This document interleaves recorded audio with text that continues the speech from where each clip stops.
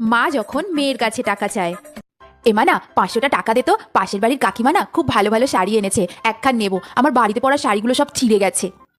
মাসের শেষ, এখন কোনো টাকা হবে না, তাছাড়া তোমাকে তো ইনকাম করতে হয় না, তুমি কি করে বুঝবে? করো তো বাসন মাজা আর কাপড় কাচা, টাকা কি গাছে ফলে?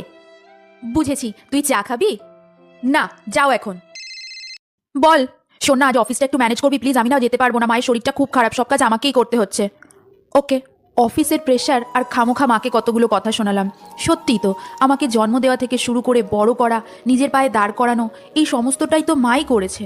আমার ছোট থেকে ছোট প্রয়োজন মুখে বলার আগেই মা বুঝে নিয়েছে।